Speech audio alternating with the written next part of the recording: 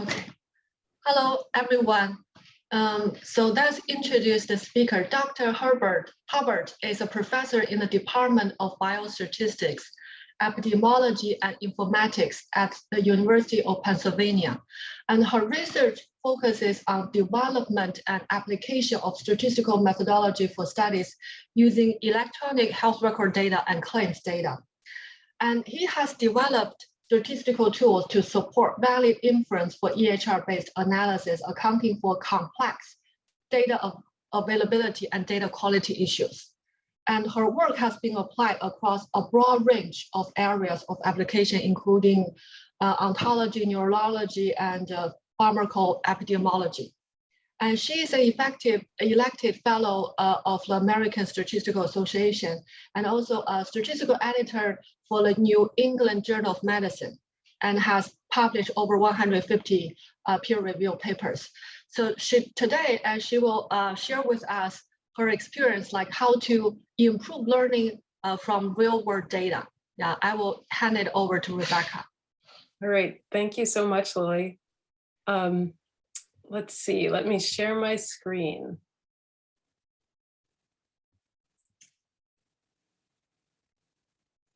All right, so this talk is kind of a high-level overview of my thoughts about how we can bring together understanding of scientific context, of EHR data quality, of all of the issues that relate to how we end up with the data that we end up with in the EHR to improve the validity of analyses that we conduct.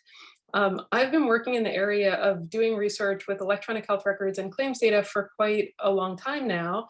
And it's been a tremendous opportunity over the past 18 months or so of the pandemic, watching in real time as people have become really enthusiastic about doing research with observational data to try to address a pressing clinical question about which we did not have clinical trial results.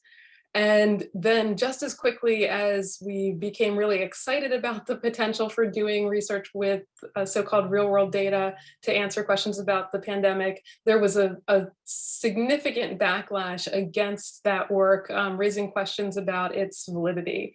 So I have here a title from a perspective piece. The pandemic is prompting widespread use and misuse of real-world data. So this was one of the papers, one of the editorials that came out, kind of calling into question the validity of some of the observational research that was being done with EHR data. Here's another one: can real-world data really replace randomized clinical trials? And this one from the New England Journal of Medicine, an editorial entitled "The Magic of Randomization versus the Myth of Real-World Evidence," which caused particular consternation among those of us who've been doing observational with so-called real-world data for many years, because it really suggests this false dichotomy that clinical trials somehow give us access to magically valid answers, and real-world data are offering up false promises and just the likelihood of coming to incorrect conclusions. So this has caused a lot of people, myself included, to do careful thinking about what it is we really should be doing in order to come to valid conclusions, to make valid inference using EHR data. And so my talk today is basically going to be some high-level thoughts about ways that we can consider appropriate analyses, appropriate uses of EHR data to try to capitalize on the possibility offered by real-world data and not fall prey to some of the traps and the bad practices that we observed earlier in the pandemic.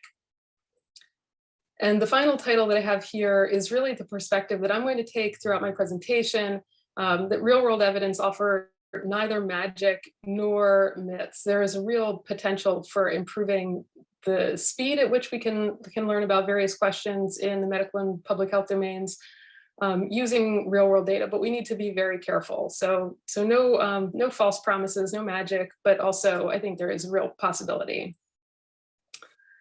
In particular, I wanted to ground my talk today in thinking about how statistics as a discipline uniquely contributes to the multidisciplinary body of work that makes up data science. And it's been really fun meeting with and talking with various people from MIDAS today, because your backgrounds are so incredibly diverse, and I think really epitomize the fact that data science is a real melding of expertise from different domains.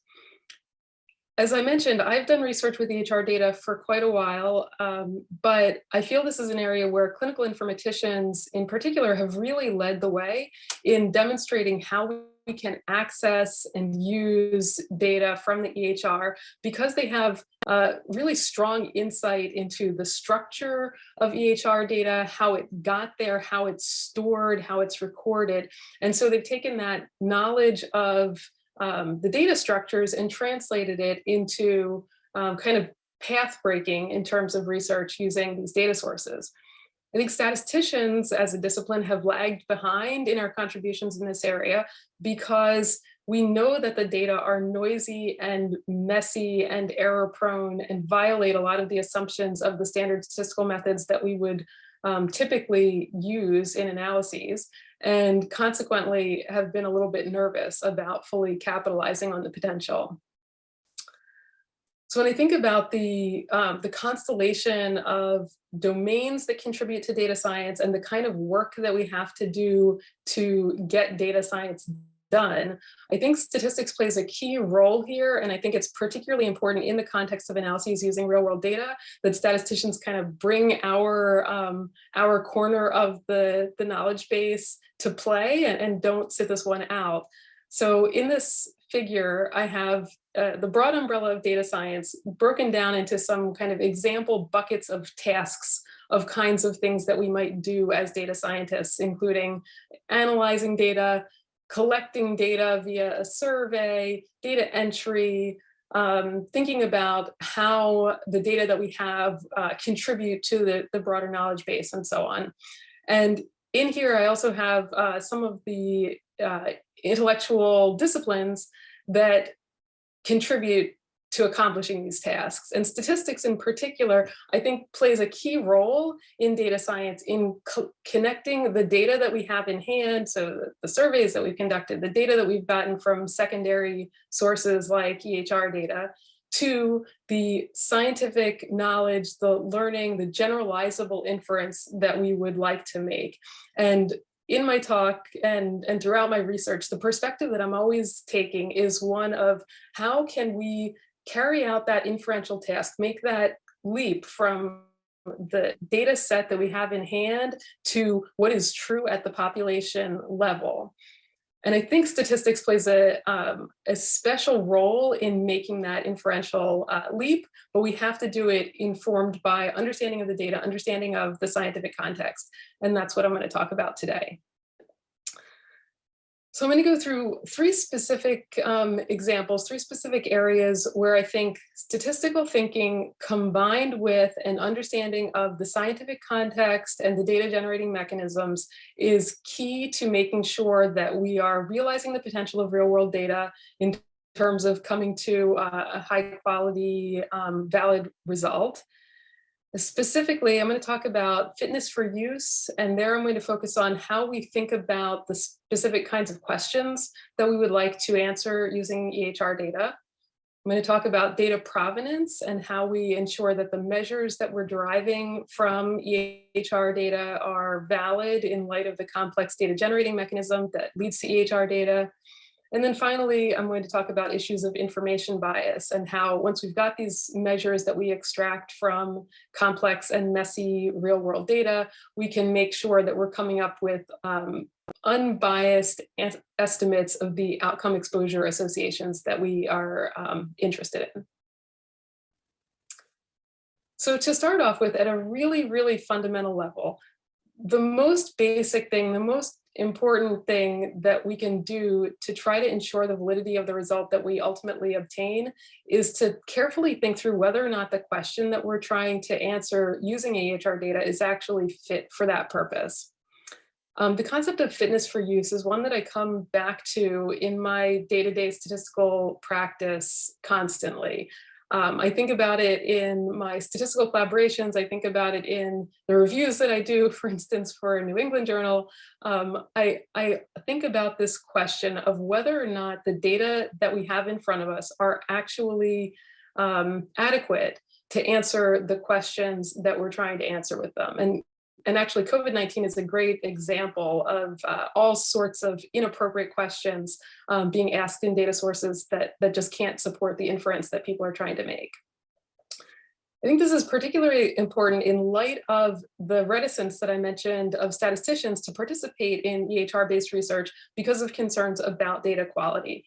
I've had many conversations with colleagues in which they express concern about EHR data quality. I had one colleague who very memorably said, I wouldn't touch EHR data with a 10-foot pole.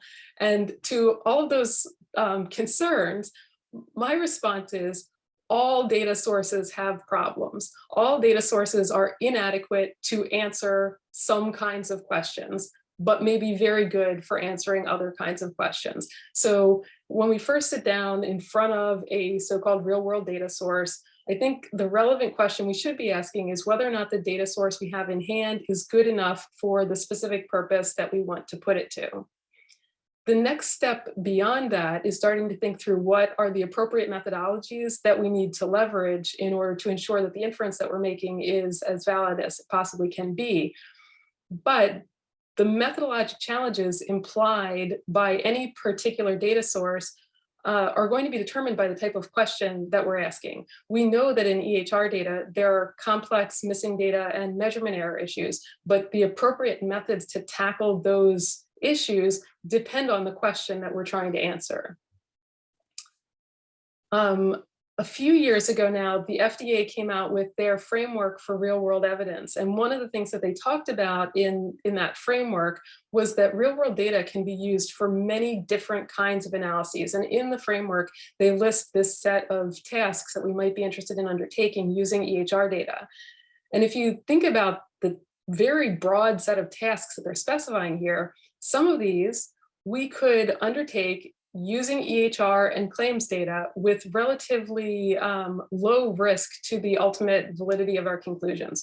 For instance, if we're in a purely hypothesis generating setting where our results are going to be corroborated by subsequent perhaps trials or studies with primary data collection, there's less risk to using EHR data.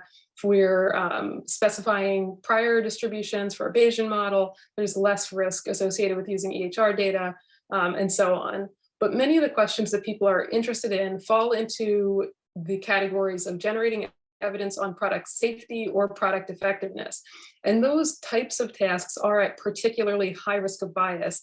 And that's where I think it becomes extra important that we think carefully about whether or not we actually have all of the data elements that we need in the form that we need them in order to be able to validly answer the questions. So different uses come with different risks of bias. We can't just say EHR data analyses are likely to be biased or unbiased. We really need to drill down to the specific context that we're interested in investigating. An example of a very challenging, very high risk of bias task from earlier in the pandemic is represented here by a paper where investigators were interested in looking at the potential effectiveness of hydroxychloroquine for treating patients hospitalized with COVID-19. And they were using a database from the Henry Ford Health System, so a healthcare system-derived database. They were using best practices for causal inference, to the best of their ability, specifying propensity scores using the data elements that had been collected. But despite trying to address the confounding by observed variables as much as possible, as best as they could, the risk of bias in this type of question, a comparative effectiveness question where you're investigating outcomes of an intervention where that intervention was specifically prescribed to treat the condition that you're asking the question about, is a really high risk of bias setting because of the issues of confounding by indication. And I'm going to come back to this issue repeatedly But the particular challenge here is related to whether or not we actually have systematic data collection of the key confounder information that we need in order to address the confounding issue. And it's not just a question of whether or not we have access to any confounder data or certain variables. It's whether or not those variables are systematically collected for all patients and hence available in high quality form.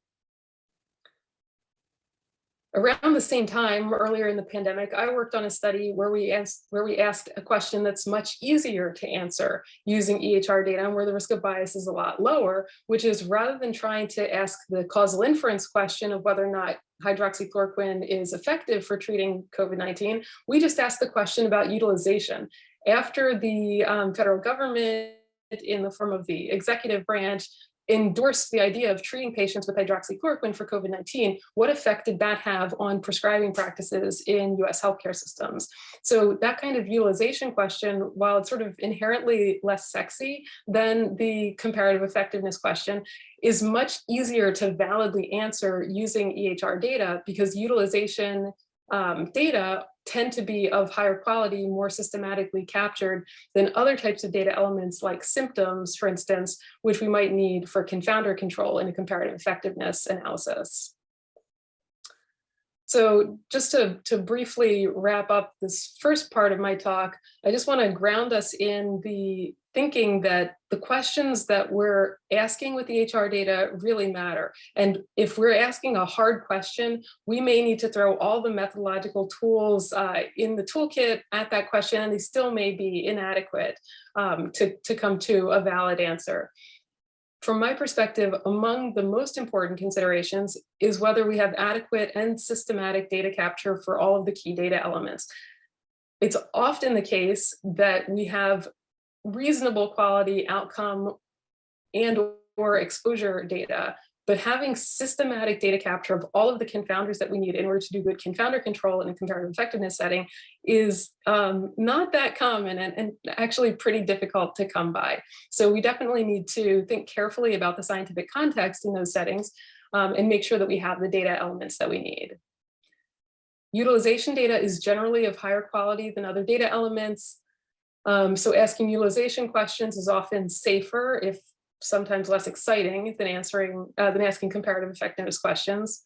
Or alternatively, if we want to answer comparative effectiveness questions, an effective approach can be to ask questions that are orthogonal to the visit or disease process.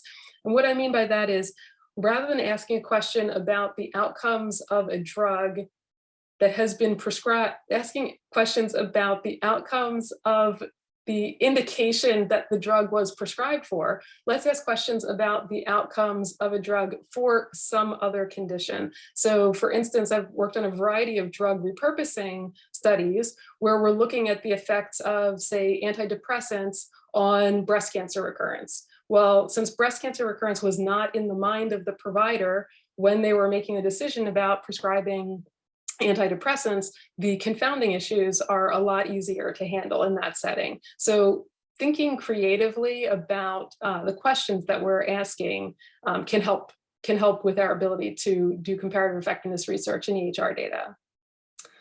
And then finally, I think one of the most important lessons of some of the bad research that's come out of the pandemic using real world data is that sometimes we just have to recognize that the data that we have in hand are not adequate to answer the question that we would like to answer. And a wrong answer is not more informative than no answer at all. So there are some questions that have just such a high risk of bias. I think we have to acknowledge that just because we have a lot of data doesn't mean that we have a lot of information or a lot of ability to learn from the data that we have. And we need to step back and take another approach. So given that we have thought carefully about the context, we've identified a question that we think can validly be answered with the data that we have in hand. The next task that we need to undertake in an EHR-based analysis is deriving the measures that we're going to use as outcomes, exposures, confounders, et cetera. And for this, I think it's particularly helpful to think about the data provenance process. This is a figure from Google Labs, which illustrates illustrates the process of one single patient interacting with the healthcare system. So the gray squares on here represent encounters between the patient and the healthcare system. You can see that this individual patient has a number of encounters of a number of different kinds. They're making primary care visits, they've been hospitalized, and at each of those encounters, they have different measures that are being collected. Some laboratory tests are being performed, they're getting prescriptions for medications, their vital signs are being checked, and so on. So this is the data for one individual patient. We can think about transforming this into a longitudinal, observational, structured data set. And we could take all of the data from all of the patients who have similar complex patterns of interaction with the healthcare system, and we could stack them all together. And what we'll end up with will look a lot like data from a typical longitudinal observational study. However, unlike a standard longitudinal observational study, which we would design and collect the data via primary data collection, the data that are available for each patient will vary. They will be collected at different points in time. The amount of data will be heterogeneous across patients. The types of data will be heterogeneous across patients. And importantly, the amount and type of data available for each patient will be directly related to that patient's health. So many standard statistical methods assume non-informative observation. They assume that the observation process and the disease process are not related to each other. And with healthcare data, that's often going to be violated because we see EHR data when a patient has a health concern and makes a visit to the healthcare system. This is kind of my illustration of how I think about the EHR data provenance process, where we've got the electronic health record down here at the bottom. And the way that data end up in that electronic health record is they sort of have to run this gauntlet of the patient making the decision to seek care, which is going to be informed by patient characteristics, including their health status, but also including things like socioeconomic status. The patient and the provider have to have an interaction that relates to the condition that I'm actually interested in. The information about that condition has to actually be documented and not simply reside in a conversation that happened in passing between the patient and the provider. And we also have to recognize that at each stage in this process, there's the potential for extraneous or erroneous information to additionally be documented. We're talking about data sets that include, in some cases, tens of millions or even hundreds of millions of patients. Any error that can occur will occur. So in this setting of complex data generating mechanism, imperfect data, we would like to conduct research. We would like to extract information on outcomes, exposures, confounders, et cetera, that's as accurate as possible. So that process of extracting patient characteristics from the EHR, I'm going to refer to generically as phenotyping. Often I think we imagine that phenotypes are outcomes, and I'm going to focus on phenotyping for outcomes. But because the EHR really lacks gold standard information for many types of patient characteristics, we could be undertaking phenotyping for our outcomes, also for our exposures, also for confounders, and so on. There are many approaches to phenotyping, but I'm going to argue the approaches that we take should really be informed by an understanding of the data provenance process in order to try to capitalize as much as possible on what we know about which data elements end up in the EHR for whom. A really simple approach to phenotyping is what's called rule-based phenotyping or clinical decision rules, which is just to specify a deterministic algorithm based on clinical knowledge of the phenotype and coding practices for the phenotype that says we're going to look at the EHR data, we're going to see what data elements there are there, and then we're going to make a deterministic classification based on presence or absence of certain combinations of codes. It could include NLP to extract additional features from narrative text notes. But at any rate, at the end of the day, we're just making a deterministic classification based on what we expect to see for a patient with the phenotype of interest.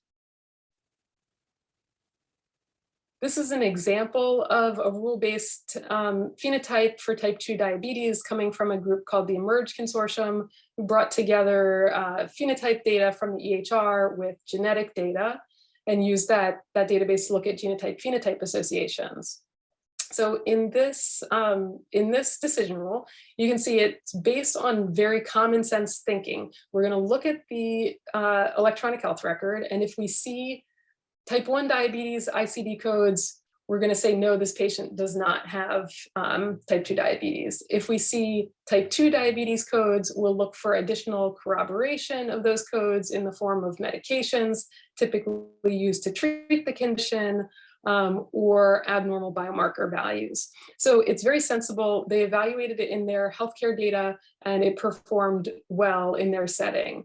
However, the two things that it's lacking are, first, any consideration about the depth of data available per patient. So we may have some patients who only have a single clinical encounter. That clinical encounter didn't include any information about any of these things, and we would just classify that patient as not having type 2 diabetes. That may be accurate, but our precision for making that classification is really quite low because it's just based on very little information. In contrast, if we have a patient with a long history of many clinical encounters, we put their data through the algorithm, we come to the same conclusion that we think they don't have the type 2 diabetes phenotype. But if it's based on a whole history of encounters, possibly including laboratory test results that indicated the value in the normal range, we're much more certain about that classification than we were about the classification for the patient with only a single encounter. The other challenge with this type of clinical decision rule is that it treats absence of information as information on absence. So if we have a patient who has a normal glucose value, we treat that exactly the same as a patient who has no glucose measurements whatsoever. And really, we would like to be able to encode into our algorithm the fact that a patient who has an observed normal biomarker is very likely not to have type 2 diabetes. So all of this kind of informs my thinking about how we should be doing phenotyping, explicitly accounting for a possibly missing not at random missingness mechanism, specifically availability of information in the EHR. We often can assume is going to be related to the underlying condition of interest. In this specific example of type 2 diabetes, we have a setting where there may be observed patient characteristics, maybe things like age and race, maybe a clinical characteristic like BMI, that inform whether or not a patient has their biomarkers valued. So maybe a patient with a high BMI is more likely to be sent for glucose or hemoglobin A1C assessment.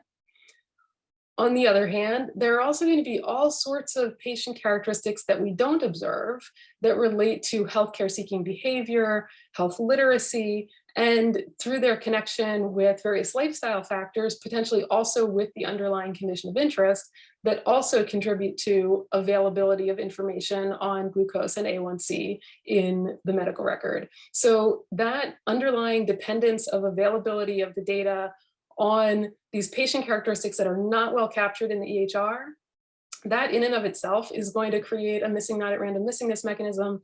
But moreover, the underlying condition itself, type 2 diabetes itself, is almost certainly associated with availability of biomarkers, because patients with type 2 diabetes are much more likely to be having regular monitoring of these characteristics. Additionally, there are probably all sorts of signs and symptoms of the disease that are known to the provider, but are not recorded in the health record in a systematic fashion. So those features of type 2 diabetes itself, because they're not captured in a systematic way in the EHR, will be associated with availability of data, but they're not known to us as researchers. So taking these considerations about data provenance and potentially missing not at random missingness mechanisms into consideration, a couple of years ago, we proposed this latent phenotyping approach, which is just an unsupervised clustering approach to phenotyping that I like to use as an example of how we can allow our understanding of the scientific context of the data generating mechanism that gives rise to EHR data, allow that to directly inform the statistical approaches that we're using. So the method that we proposed, the clustering approach that we proposed here, basically just says the phenotype that we're interested in, Y, is something that is not observed for anybody. The gold standard truth is not collected in the EHR. We're going to assume that that unobserved true phenotype follows some patient-specific probability where each patient has their own individual probability of having the condition of interest. What we do observe are a whole suite of features that we can extract from EHR data. And these consist of diagnosis codes. They could be diagnosis codes for the condition itself, so type 2 diabetes. They could be diagnosis codes for other comorbid conditions that tend to co-occur. They could be encounters of different types. Did the patient make a visit to an endocrinologist, for instance, and so on. So we have all of these observable features, and we're going to assume that those observable features come from some distribution that has parameters that vary depending on the underlying true phenotype of the patient. So for instance, for diagnosis codes, we might assume that this follows a Bernoulli distribution where the probability of having the diagnosis code is higher if you're in the latent phenotype positive class than it is if you're in the latent phenotype negative class. The additional piece of information that we bring in to encode our understanding about the data generating process is the fact that missingness in features can also be treated as a feature itself. So in addition to all of the codes and medications and biomarkers, we have an additional set of features that consist of whether or not those other pieces of information in the EHR were present or absent. So missingness in features in the type 2 diabetes example might include presence or absence of glucose and presence or absence of hemoglobin A1C data. And we again assume that those follow a distribution that has parameters that vary depending on the underlying class the patient is in. So if a patient has type 2 diabetes, for instance, we're going to assume that their probability of having hemoglobin A1C measured is higher. We're going to do estimation in a Bayesian setting here. So we complete the model specification by putting priors on all of our model parameters. Our likelihood takes the form shown here, which is just a mixture likelihood, where we're going to multiply together the likelihood contributions from each data element that a patient has. And then we're going to mix over the underlying true phenotype classes. And putting that likelihood together with the priors will allow us to come up with a posterior distribution for theta I, the patient-specific probability of having the phenotype of interest. So at the end of the day, what we get out here is for each patient, a posterior mean or a posterior median of the probability of having the condition of interest. So this gives us access to a continuous phenotype in the form of probability of having the condition of interest. We applied this approach in the context of a real-world EHR data set using data from 2 sites participating in the PedsNet study, which is one of the PCORI-funded PCORNet networks, consisting of data from pediatric hospitals. So these were data for kids who we felt were at high risk of having type 2 diabetes based on the fact that they had an elevated BMI Z-score in excess of the 95th percentile for their age and sex.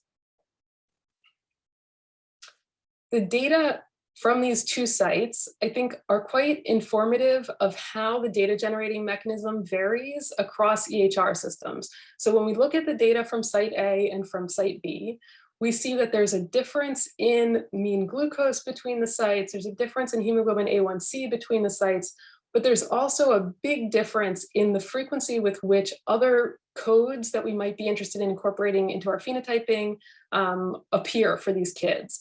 So we see, for instance, that kids at site B have a much higher probability of having made a visit to an endocrinologist. They're much more likely to be prescribed metformin or insulin.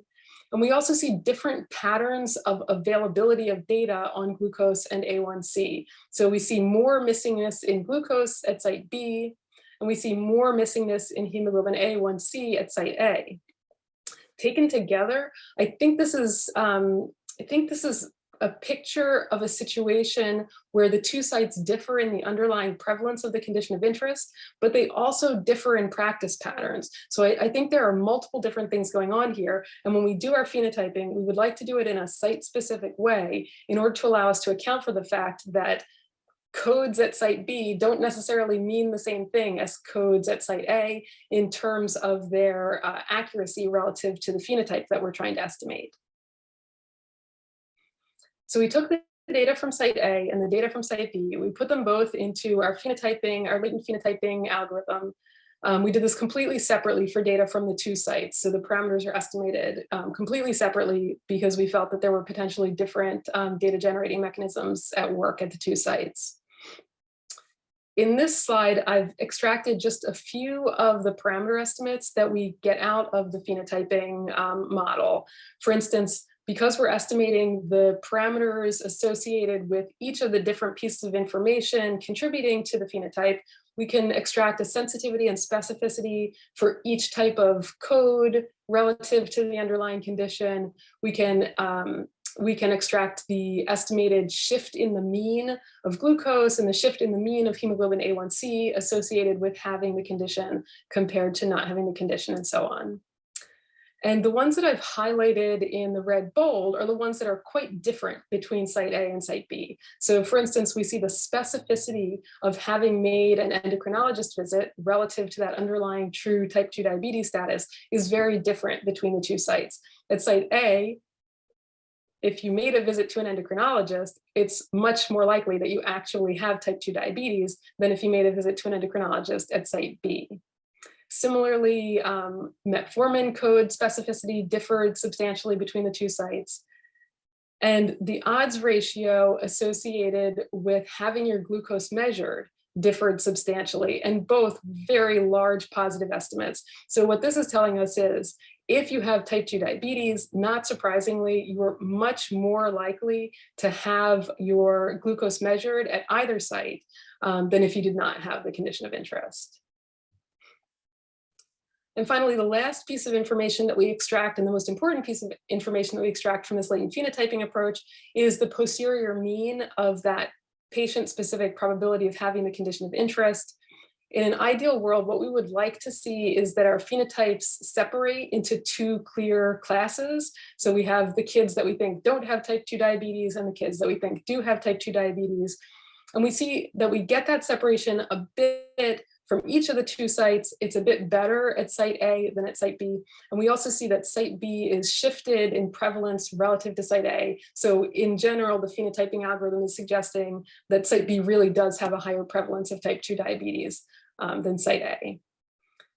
At the end of the day, whether we apply a phenotyping approach like the one that I just described, or a simple rule-based phenotyping approach, or any kind of supervised learning approach, we're going to end up with measures that we've extracted from the EHR, phenotypes for outcomes and potentially for other data elements in our analysis as well, that are not perfect relative to the underlying true phenotype.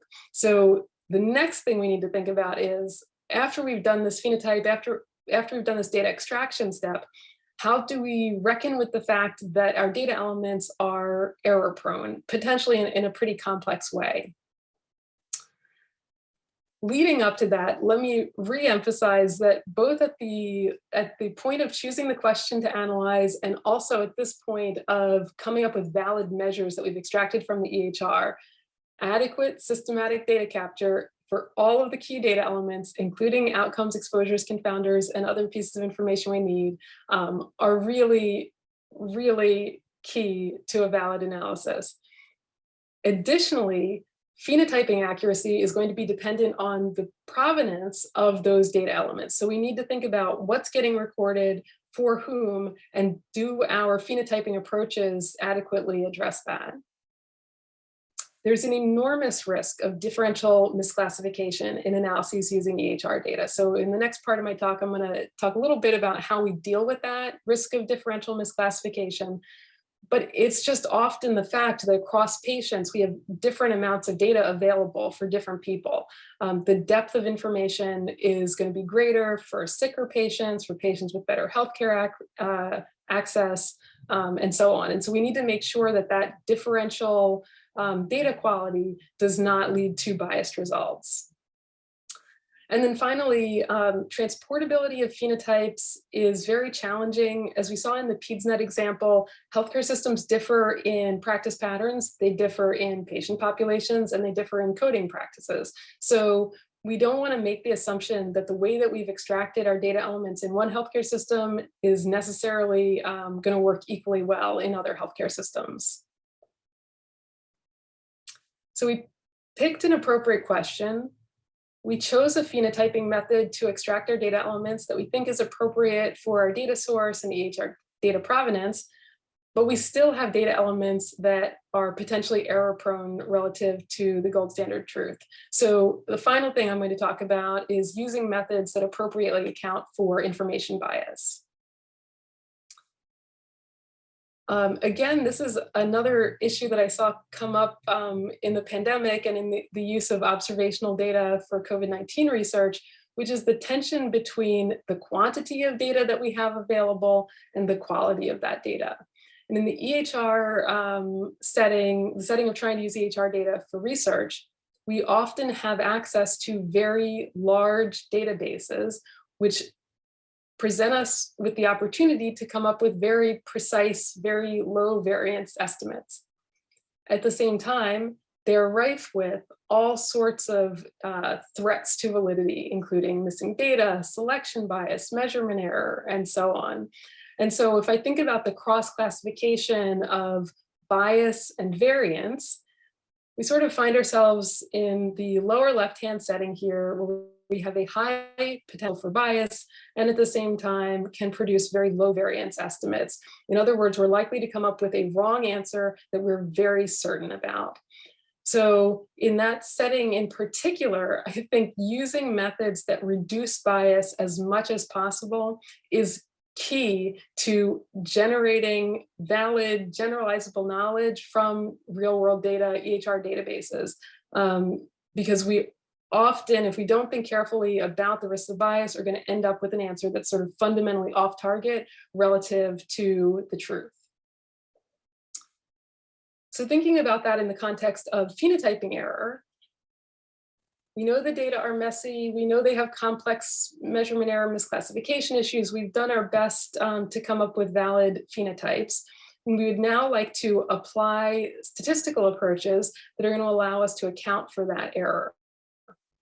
Additional challenges that present themselves that limit the effectiveness and in some cases our ability to use existing statistical methods are, firstly, many existing approaches rely on availability of validation data. And in the EHR data, validation data, which are typically obtained via manual chart review, are costly to obtain. So when we have validation data available, validation data set is going to tend to be fairly small. And in many cases, validation data are completely unavailable.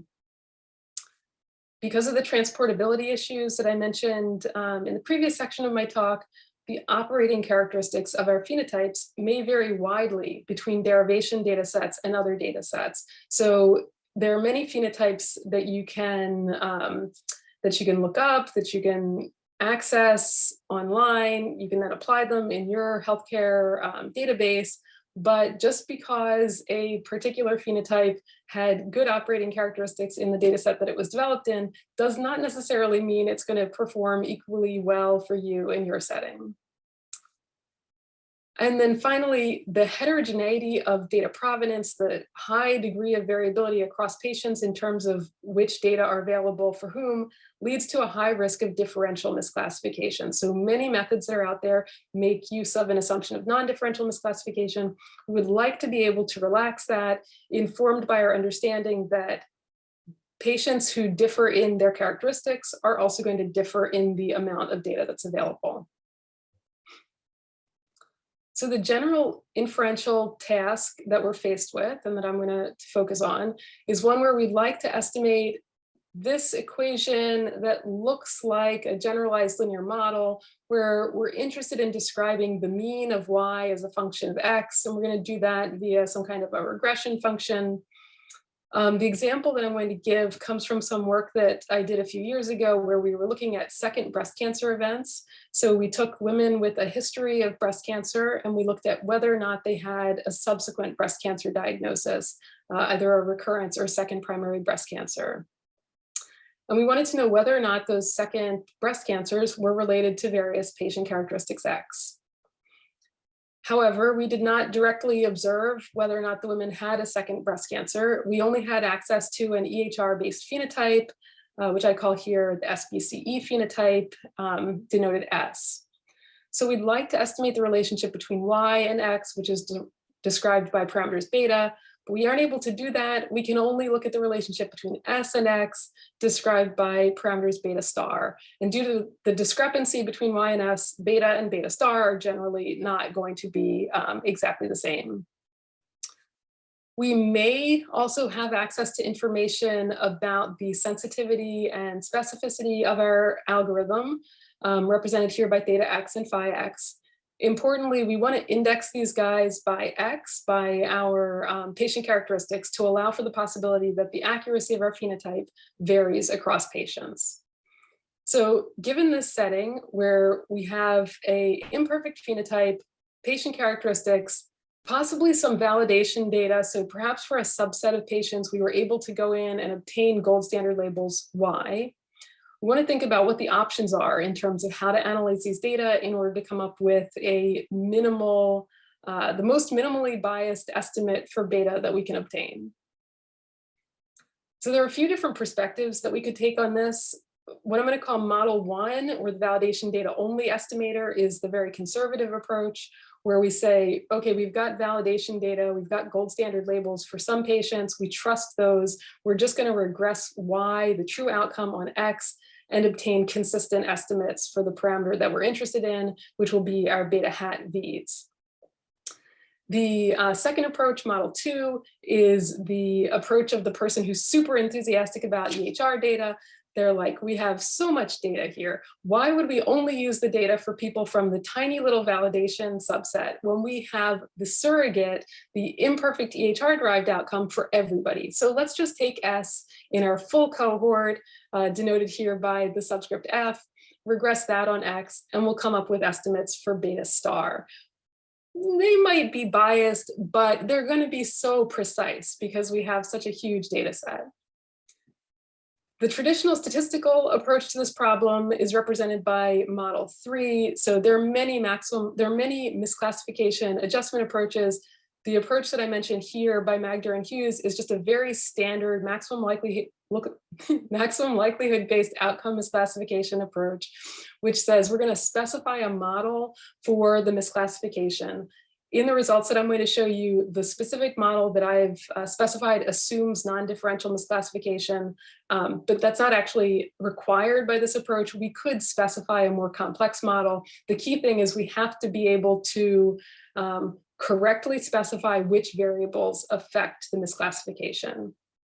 We're going to specify that misclassification model, and that's going to allow us to make a misclassification adjustment and come up with unbiased parameter estimates.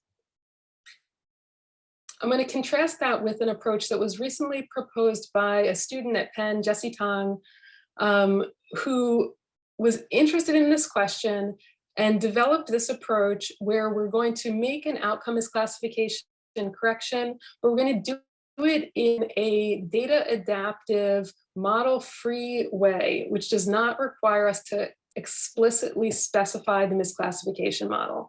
And this, I think, is the kind of setting where we really would like to be able to go model-free for this component of our estimation, because the complexities of the data generating mechanism, the data provenance process in EHR, is so complex that it is highly likely that we are not able to correctly specify a model for our outcome misclassification.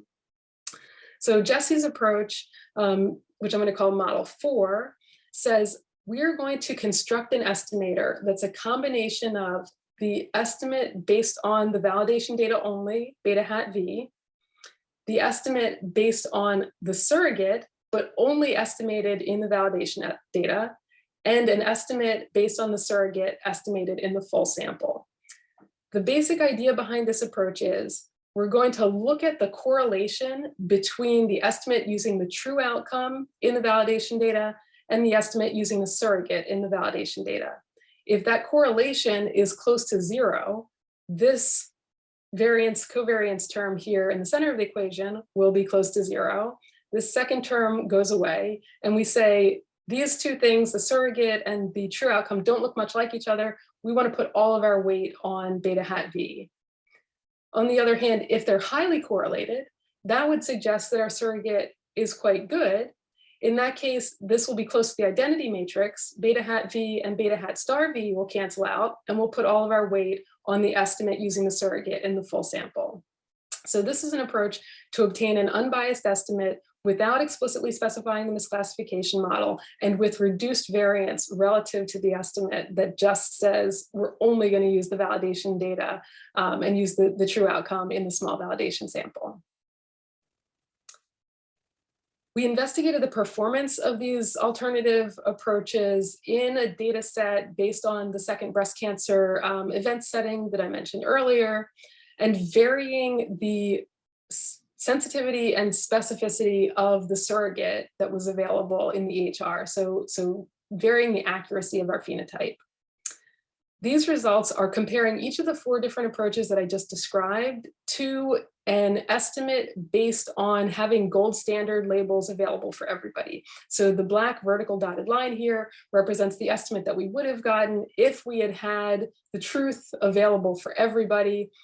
And you can see that relative to that, our estimate that only uses the validation data, our model 1 estimate, which is the red line, is very imprecise. If the validation data sample size, represented by the small n here, is small, it's also rather unstable. So in general, that's a very conservative and not very effective approach. Model 2, which puts all of our weight on the surrogate, performs very well when our surrogate is very good. So when we use an EHR-based phenotype that had very high specificity, we come up with an estimate based on the surrogate alone that's quite close to what we would have gotten if we knew gold standard labels for everybody. But that's not so good in the settings where we have a poorer surrogate. So those are represented in the upper right and the lower left here. The misclassification adjusted approach, kind of a standard tried and true statistical approach, works really well in settings of non-differential misclassification for our surrogate. But when we used a surrogate with differential misclassification and had not correctly specified the misclassification model, it actually exacerbates bias relative to the naive approach. And model 4, the augmented estimation approach proposed by Jesse Tang, makes a nice trade-off between these alternative approaches. So most of the time it gets us quite close to what we would have gotten if we had true gold standard labels for everybody. It reduces variance relative to only using the validation data, and it doesn't suffer from bias when we have differential misclassification. So just to wrap up this portion of the talk, reflecting on the fact that we're always going to have measurement error, we're always going to have misclassification and noisy labels in EHR data. So acknowledging that and selecting methods that appropriately consider the sources of information bias in EHR-based analyses is really important to make sure that we are addressing bias, getting back closer to the truth, and not making inference that is sort of spuriously precise and potentially misleading. The thing that I try to stress to collaborators as much as possible is that information bias is equally as much a threat to the validity of our results as confounding. All of the energy, the effort that's devoted to causal inference, super important, but it's equally important that we consider the fact that there's error and potentially even differential error in our measures. We should not be relegating that to one sentence in the discussion section of a manuscript that says, yeah, there may have been misclassification, but it was probably non-differential and just biased our results towards the null. That's really not an adequate response to this challenge to validity. So overall, wrapping up my thoughts on how statisticians contribute to this particular domain of data science, I think what we really can contribute is bringing together this thinking about where the data came from in terms of this scientific context, in terms of the data generating mechanism, and how you take data of that structure and given those sources and make inference, make conclusions that are valid for the population at large and don't just apply to the data that we have in hand. There are many existing tools in statistics, like the existing outcome misclassification approaches that are available that allow us to do this and that can help us to integrate content area knowledge with models and data, for instance, via Bayesian approaches like the latent phenotyping approach that I discussed. And finally, I just encourage any statisticians in the audience, anyone collaborating with statisticians, to really make use of this setting as an opportunity to develop new methods, to harness better approaches, because there is so much information here, that potential to learn rapidly from EHR data is enormous, and I think has potential for real clinical impact. We just have to be very thoughtful and cautious about how we're doing it to make sure that we're coming up with learning that's moving the clinical knowledge base forward, and not just magic and hype and spurious results. So we'll end there. I just want to acknowledge my collaborators, particularly Jessie Tung, who worked on the second method that I presented, and the financial support of Picori. And hopefully I have a couple minutes for some questions. Okay. So there's one question in the chat.